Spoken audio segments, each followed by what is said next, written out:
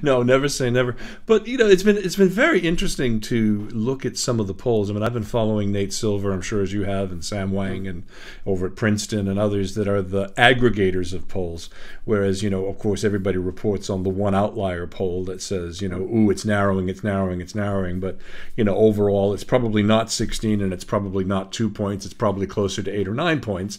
So what do you do when people start to talk about states like Georgia, Texas, and not Arizona. Yeah, Arizona. Georgia, Texas, and Arizona, which are traditional Republican blood red states, and even Utah, excuse me. What happens with those? Even Alaska today, there's a poll that has Hillary up 6 points in Alaska. Now, I think most of us Democrats don't believe those polls. I mean, I don't really believe we're going to win in Texas.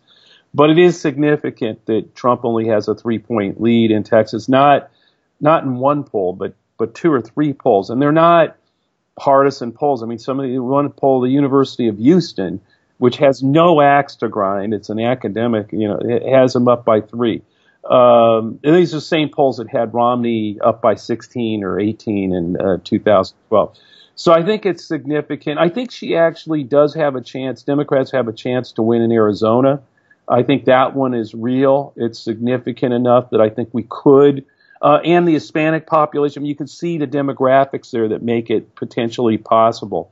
I think Texas and Utah, for Utah's a unique case because of the Mormon population there, and there's a third-party Mormon on the ballot who's doing quite well. I mean, could McMullen actually win?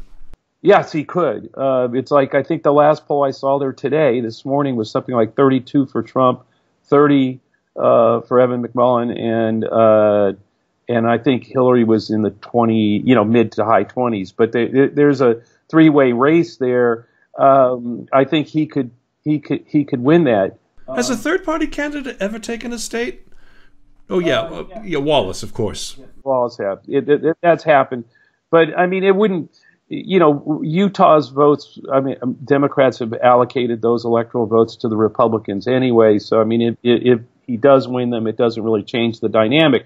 I think I think Georgia and Texas, the closeness is real, but in the end, I mean, it would, that would be, I think, we should just this is like the Republicans year after year always think they're going to win Pennsylvania.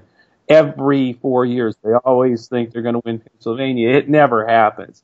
And I think it's the same kind of pipe dream that Democrats may be having today about Georgia and Texas. But we'll see. North Carolina, Arizona, I think, are possible.